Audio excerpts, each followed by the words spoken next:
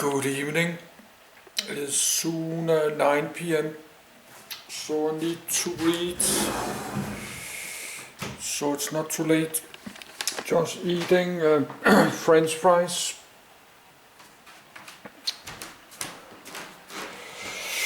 So it's 9 p.m. soon. It's out of focus.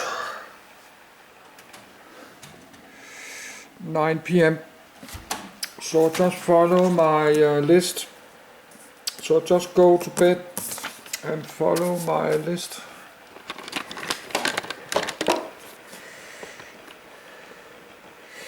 So this video's maybe a little bit boring. I just like to read.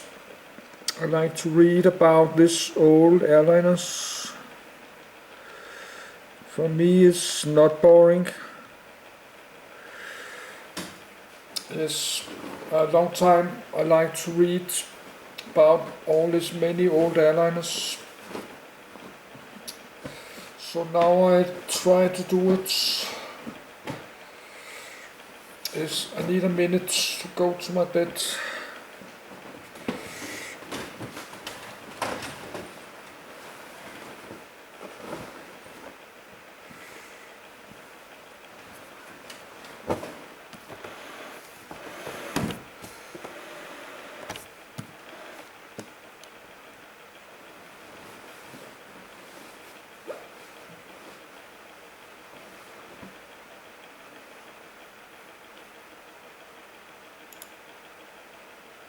Boeing 717.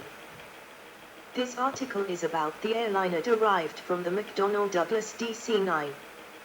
For the 1950s military transport, see Boeing Model 717. For the earlier jetliner temporarily coded as the Boeing 717, see Boeing 720. The Boeing 717 is an American 5-abreast narrow-body airliner produced by Boeing Commercial Airplanes. The twin-engine airliner was developed for the 100-seat market and originally marketed by McDonnell Douglas in the early 1990s as the MD-95 until the company merged with Boeing in August 1997. It was a shortened derivative of McDonnell Douglas' successful airliner, the MD-80, and part of the company's broader DC-9 family. Capable of seating up to 134 passengers, the 717 has a design range of 2,060 nautical miles, mi. 3,820 kilometers, 2,370 mi. It is powered by two Rolls-Royce BR715 turbofan engines mounted at the rear of the fuselage. The first order for the airliner was placed with McDonnell Douglas in October 1995 by ValueJet Airlines, later AirTran Airways. With the 1997 merger taking place prior to production, the airliner entered service in 1999 as the Boeing 717. Production of the type ceased in May 2006 after 155 were delivered. As of June 2023, 103 Boeing 717 airliners remain in service and have recorded 0 fatalities and no hull losses. Development, edit. Background, edit. Douglas Aircraft launched the DC-9, a short-range companion to its larger 4-engine DC-8, in 1963. The DC-9 was an all-new design, using two rear fuselage-mounted Pratt & Whitney JT8D turbofan engines, a small, efficient wing, and a T-tail. The DC-9's maiden flight was in 1965 and entered airline service later that year. When production ended in 1982, a total of 976 DC-9s had been produced. The McDonnell Douglas MD-80 series, the second generation of the DC-9, began airline service in 1980. It was a lengthened DC-9-50 with a higher maximum takeoff weight, and higher fuel capacity, as well as next-generation Pratt & Whitney JT8D200 series engines and an improved wing design.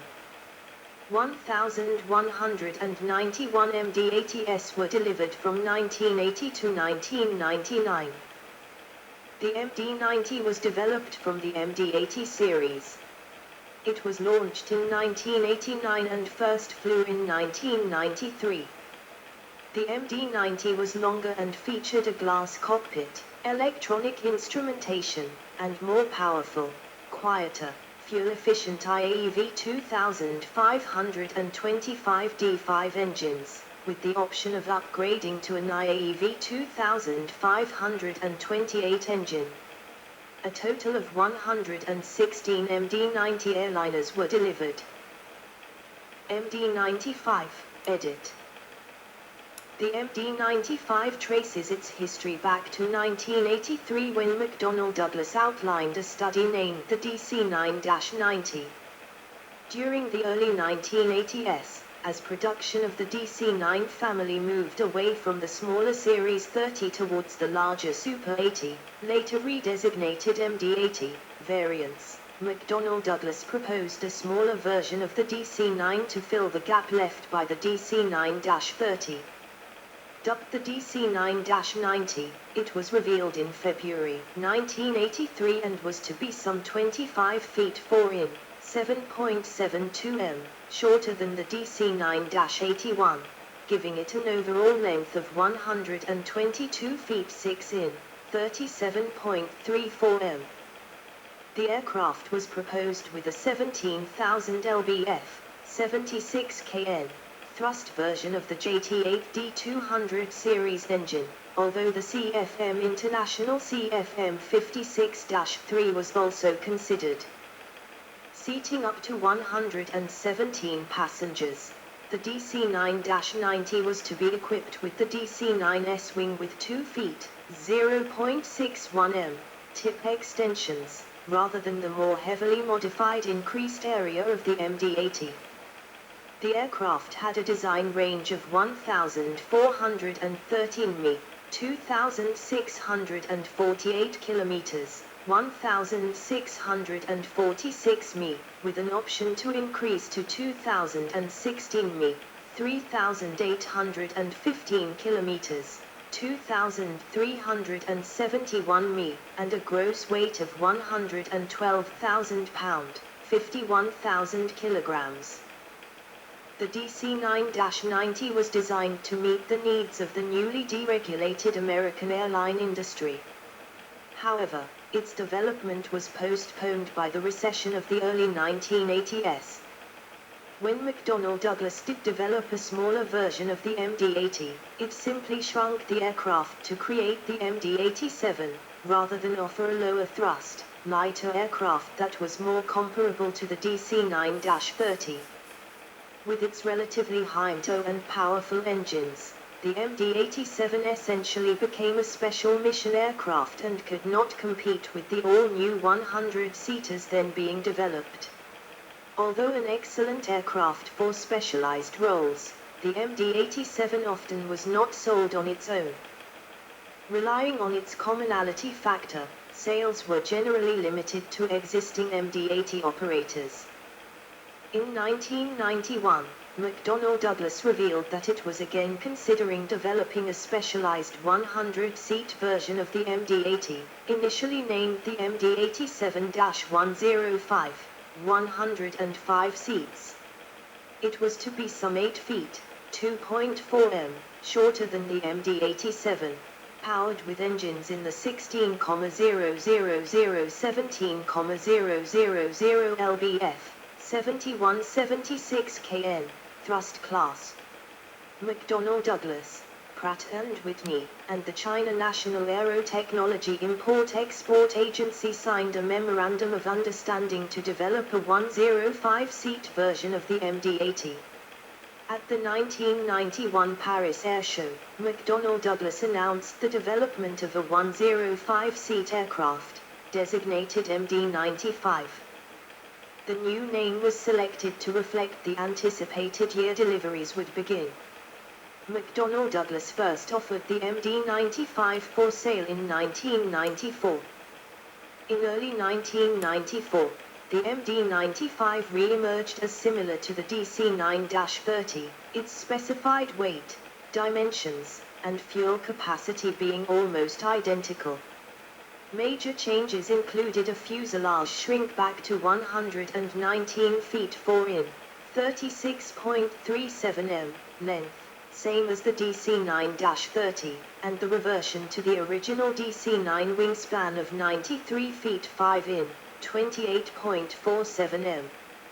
At this time, McDonnell Douglas said that it expected the MD-95 to become a family of aircraft with the capability of increased range and seating capacity. The MD-95 was developed to satisfy the market need to replace early DC-9s, then approaching 30 years old. The MD-95 was a complete overhaul, going back to the original DC-9-30 design and applying new engines, cockpit and other more modern systems. In March 1995, longtime McDonnell Douglas customer Scandinavian Airlines System, SAS, chose the Boeing 737-600 for its 100-seater over the MD-95. In October 1995, U.S. new entrant and low-cost carrier ValueJet signed an order for 50 MD-95s, plus 50 options. McDonnell Douglas President Harry Stone Cipher felt that launching MD-95 production on the basis of this single order held little risk, stating that further orders would take a while longer. The ValueJet order was the only order received for some 2 years. Engines, edit. As first proposed, the MD-95 was to be powered by a 16,500 lbf, 73 kN, thrust derivative of the JT8D200 series, with the Rolls-Royce T670 also considered as an alternative. This was confirmed in January 1992, when Rolls-Royce and McDonnell Douglas signed a Memorandum of Understanding concerning the Tay-powered MD-95. McDonnell Douglas said that the MD-95 project would cost only a minimal amount to develop, as it was a direct offshoot of the IAE-powered MD-90. During 1993, McDonnell Douglas seemed to be favoring a life extension program of the DC-9-30, under the program name DC-9X, to continue its presence in the 100 to 120 seat market, rather than concentrating on the new build MD-95. In its evaluation of the engine upgrades available for the DC-9X, McDonnell Douglas found the BMW Rolls-Royce BR700 engine to be the ideal candidate, and on the 23rd of February 1994, the BR700 was selected as the sole power plant for the airliner. Production site, edit. McDonnell Douglas was planning for MD-95 final assembly to be undertaken in China, as an offshoot of the trunkliner program, for which McDonnell Douglas had been negotiating to have up to 150 MD-90s built in China. The MD-90 trunkliner deal was finalized in June 1992, but the contract was for a total of 40 aircraft, including 20 MD-80TS and 20-90TS. The MD-80 has been license-built in Shanghai since the 1980s. However, in early 1993, MDC said that it was considering sites outside China, and was later seeking alternative locations for the assembly line. In 1994, McDonnell Douglas sought global partners to share development costs. It also began a search for a low-cost final assembly site. Hauler Group in South Korea was selected to make the wings, Alenia of Italy the entire fuselage, Aerospace Industrial Development Corporation of Taiwan, the tail, Shinmeiwa of Japan, the horizontal stabilizer, and a manufacturing division of Korean Airlines, the nose and cockpit. On the 8th of November, 1994, McDonnell Douglas announced that final assembly would be taken away from the longtime Douglas plant at Long Beach Airport, California. Instead, it selected a modifications and maintenance operation, Door Fort Aviation in Dallas, Texas, to assemble the MD-95. In early 1995, management and unions in Long Beach reached an agreement to hold down wage costs for the life of the MD-95 program, and McDonnell Douglas cancelled the preliminary agreement with Door Fort. Rebranding and marketing, edit. After McDonnell Douglas was acquired by Boeing in August 1997, most industry observers expected that Boeing would cancel development of the MD-95. However, Boeing decided to go forward with the design under a new name, Boeing 717. While it appeared that Boeing had skipped the 717 model designation when the 720 and the 727 followed the 707, the 717 name was the company's model number for the C-135 Stratolifter military transport and KC-135 Stratotanker tanker aircraft.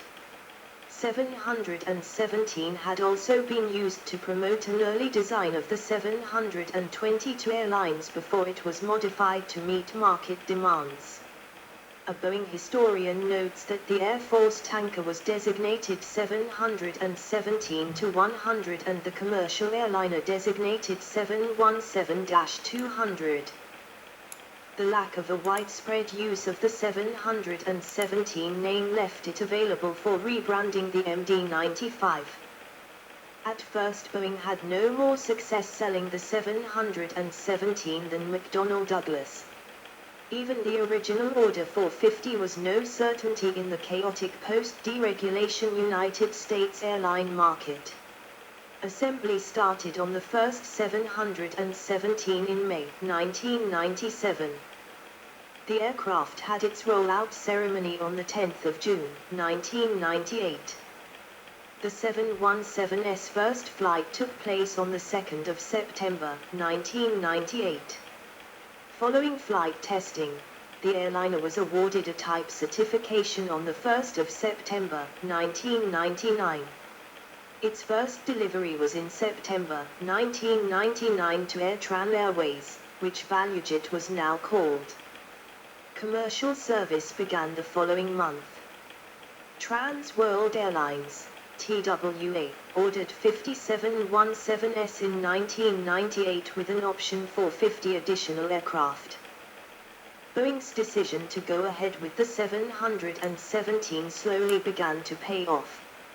Early 717 operators were delighted with the reliability and passenger appeal of the type and decided to order more. The small Australian regional airline Impulse took a long-term lease on 5717s in early 2000 to begin an expansion into mainline routes. The ambitious move could not be sustained in competition with the majors, and Impulse sold out to Qantas in May 2001. Within a few months, the 717's abilities became clear to Qantas, being faster than the BAE 146, and achieving a higher dispatch reliability, over 99%, than competing aircraft. Maintenance costs are low, according to AirTran Airways. AC check inspection, for example, takes 3 days and is required once every 4,500 flying hours. For comparison, its predecessor, the DC-9, needed 21 days for AC check. The new Rolls-Royce BR715 engine design is relatively easy to maintain. Many 717 operators, such as Qantas, became converts to the plane.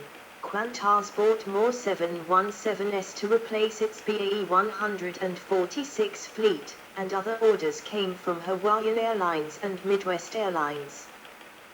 Boeing actively marketed the 717 to a number of large airlines, including Northwest Airlines, who already operated a large fleet of DC-9 aircraft, and Lufthansa.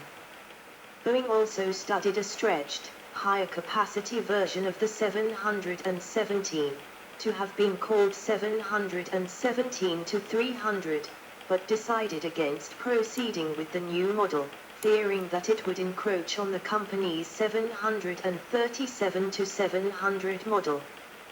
Production of the original 717 continued.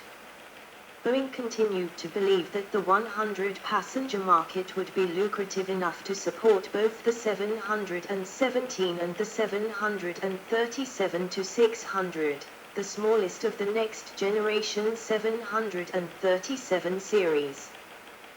While the aircraft were similar in overall size, the 737-600 was better suited to long-distance routes, while the lighter 717 was more efficient on shorter, regional routes. Assembly line and end of production, edit. In 2001, Boeing began implementing a moving assembly line for production of the 717 and 737. The moving line greatly reduced production time, which led to lower production costs. Following the slump in airline traffic caused by an economic downturn subsequent to the terrorist attacks on the 11th of September, 2001, Boeing announced a review of the type's future. After much deliberation, it was decided to continue with production. Despite the lack of orders, Boeing had confidence in the 717's fundamental suitability to the 100-seat market, and in the long-term size of that market. After 19 worldwide 717 sales in 2000, and just 6 in 2001, Boeing took 32 orders for the 717 in 2002, despite the severe industry downturn. The 100th 717 was delivered to AirTran Airways on the 18th of June, 2002. Increased competition from regional jets manufactured by Bombardier and Embraer took a heavy toll on sales during the airline slump after 2001. American Airlines acquired TWA and initially planned to continue the 717 order. American Airlines cancelled TWA's order for Airbus A318s, but eventually also cancelled the Boeing 717s that had not yet been delivered. The beginning of the end came in December 2003 when Boeing failed to reach a US $2.7 billion contract from Air Canada, a long-term DC-9 customer, who chose the Embraer E-Jets and Bombardier CRJ200 over the 717. On the 14th of January 2005, citing slow sales, Boeing announced that it planned to end production of the 717 after it had met all of its outstanding orders. The 156th and final 717 rolled off the assembly line in April 2006 for AirTran Airways, which was the 717's launch customer as well as its final customer. The final two Boeing 717s were delivered to customers Midwest Airlines and AirTran Airways on the 23rd of May 2006. The 717 was the last commercial airplane produced at Boeing's Long Beach facility in Southern California. Program timeline, edit. 1 announced, the 16th of June, 1991. At the Paris Air Show as MD-95 program by McDonnell Douglas. 2 approval to offer. The 22nd of July, 1994, McDonnell Douglas received board approval to offer the aircraft. 3 first order. The 10th of October, 1995, from ValueJet, later to become AirTran Airways, for 50 firm and 50 options for MD-95s. 4 rollout, the 10th of June, 1998, at Long Beach, California. 5 first flight, the 2nd of September, 1998. 6 certification, FAA, the 1st of September, 1999, EASA, JAA the 16th of September, 1999. 7 entry into service, the 12th of October, 1999, with AirTran Airways on Atlanta, Washington, D.C., Dulles, route. 8 last delivery, the 23rd of May, 2006, to AirTran Airways. Design, edit. The 717 features a 2-crew glass cockpit that incorporates 6 interchangeable liquid crystal display units and advanced Honeywell via 2000 computers. The cockpit design is called Advanced Common Flight Tech, ACF, and is shared with the MD-10 and MD-11. Flight deck features include an electronic instrument system, a dual flight management system, a central fault display system, and global positioning system. Category II automatic landing capability for bad weather operations and future air navigation systems are available. The 717 shares the same type rating as the DC-9, such that the FAA approved transition courses for DC-9 and analog MD-80 pilots could be completed in 11 days. In conjunction with Parker Hannifin, MPC Products of Skokie, Illinois designed a fly-by-wire technology mechanical control suite for the 717 flight deck. The modules replaced much cumbersome rigging that had occurred in previous DC-9/MD-80 aircraft. The Rolls-Royce BR715 engines are completely controlled by an electronic engine system, Full Authority Digital Engine Control, FADIC, developed by BAE Systems, offering improved controllability and optimization. The engine claimed significantly lower fuel consumption compared to others then available with the equivalent amount of thrust.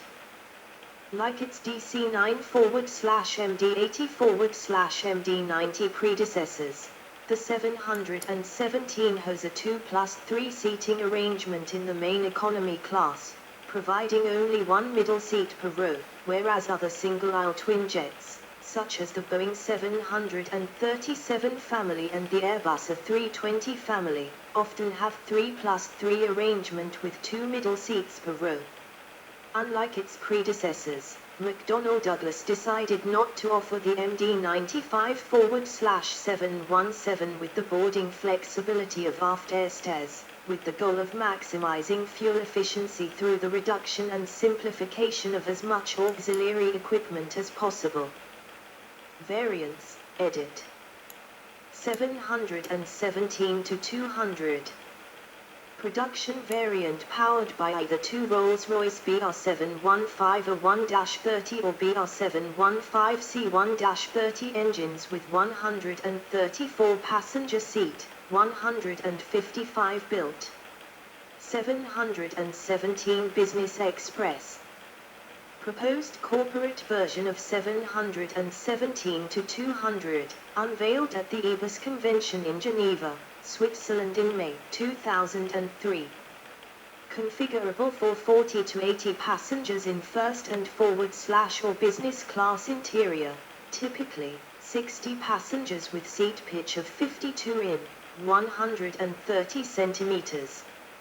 Maximum range in HGW configuration with auxiliary fuel and 60 passengers was 3,114 mi, 5,820 kilometers, 3,610 mi.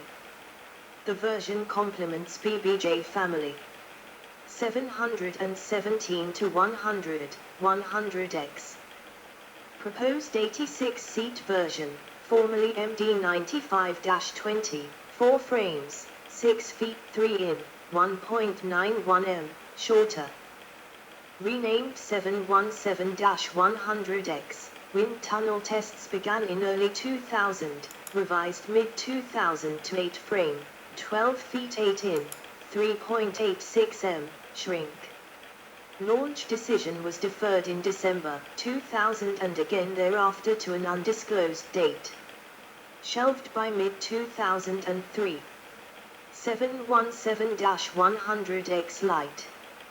Proposed 75-seat version, powered by Rolls-Royce Deutschland BR710 turbofans, later abandoned. 717-300X. Proposed stretched version, formerly MD95-50, studies suggest typical two-class seating for 130 passengers, with overall length increased to 138 feet 4 in, 42.16 m, by addition of 9 frames, 5 forward and 4 aft of wing, high tow and space-limited payloads weights, additional service door aft of wing, and 21,000 pound, 9,500 kilograms, BR715C1-30 engine.